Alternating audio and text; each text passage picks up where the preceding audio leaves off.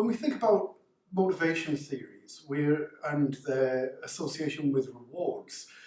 we often think about the what, the thing that we use to motivate somebody to do something, the tangible benefit of doing a task which we provide a reward for, and that encourages them to continue in this behaviour or that behaviour. However, when we think about the various features of modern reward systems, we're often thinking about the processes that we use as much as the thing that is available at the end of that procedure, and that's most obvious and most obviously applicable in performance management systems. And one of the things that we've seen over the years is that some of the key problems with performance management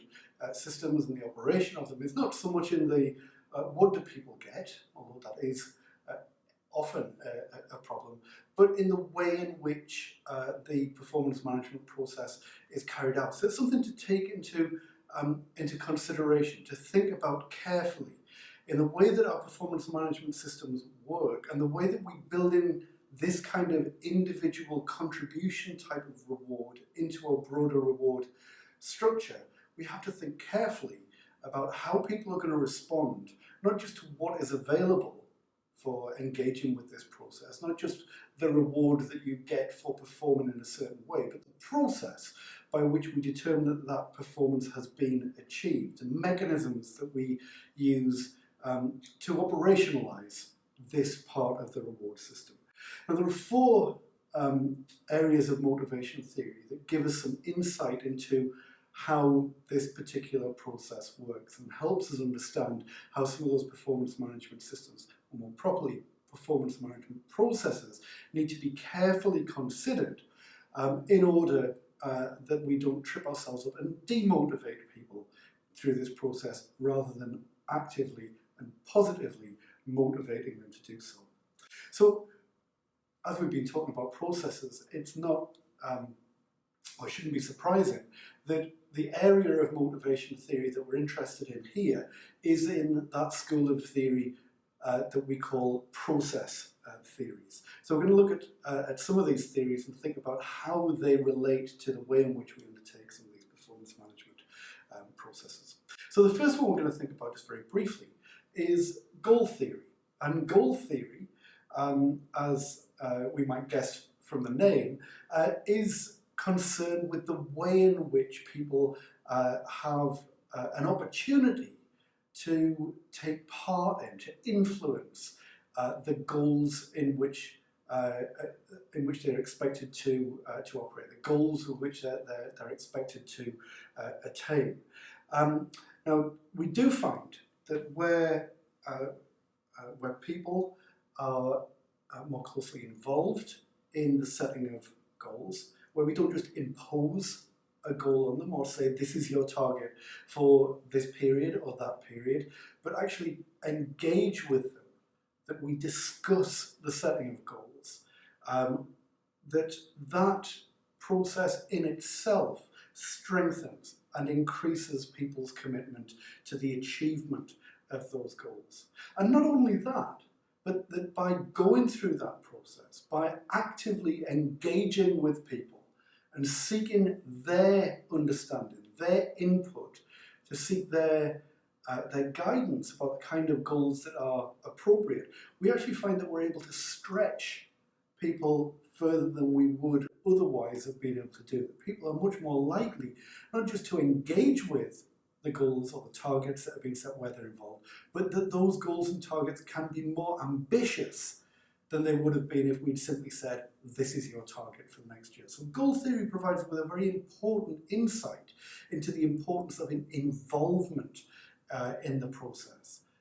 That this is a key activity that we should do, not simply because it seems like the right thing to do or it's a nice thing to do, but because it is simply more effective, that we actually achieve better outcomes by engaging this way. Similarly, reactance theory tells a similar kind of story. A reactance theory lets us understand the way in which people don't just accept the reality in which they exist. They don't just respond. They don't just take whatever is thrown at them. People have a desire to ascribe meaning to the world in which they live. They want to express and to assert their understanding of reality. Now, we can take this in a couple of different ways. The first thing is that also reinforces the way in which it might be that it might be seen as important that people are involved in the setting of targets and performance objectives and so on, in a similar way to that we've just discussed around goal theory. But similarly, it has relevance for the reward side of the equation as well. To what extent are people able to assert control over the nature of rewards that they receive? That it's not just you do this and you get that, but the extent to which people are able to control what they value, what they think is an important reward to receive, and that the more that ties in with their understanding of reality, their understanding of what's important, what's valuable, and so on, then the higher the motivation is likely to be to achieve the goals that is associated with that reward, which is similar to the very important expectancy theory, which puts a great deal of emphasis on the identification of rewards which have high value to employees. That that we shouldn't just simply expect that everybody is going to be turned on by a simple set of rewards, that everybody sees things in the same way. People interpret reality. They make sense of what is important to them. And so understanding the things that have value, what rewards mean in their context, in their view of reality, is a very important part of the process. The final theory that I'm going to mention here is equity theory. Equity theory is important right the way across the design of reward systems, because it speaks to this very important process that we all engage in pretty much all of the time, particularly in relation to making sense of rewards. We compare the rewards that we receive for what we contribute to the organisation, the performance that we put in, however we want to define it, and the rewards that we think other people get, and our understanding of what they contribute to the organisation in order to get that. And so we're constantly in this process of weighing up, of balancing the things that we do and we get against what other people do and what they get. Now, clearly, that has a major impact in terms of the way that we think about performance management systems. The way in which we conduct performance reviews, the way in which we measure and assess the performance outcomes of individuals, and the way in which that translates into rewards becomes a key issue.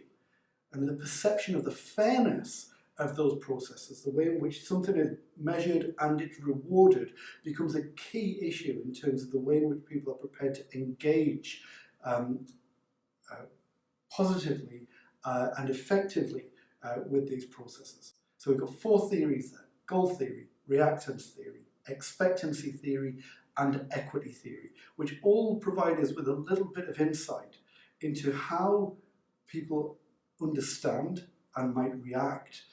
to systems of performance management, particularly how the processes of performance management and the kinds of rewards that flows out of performance-based systems become key in the way that people engage with them and the likely effectiveness of these systems in practice.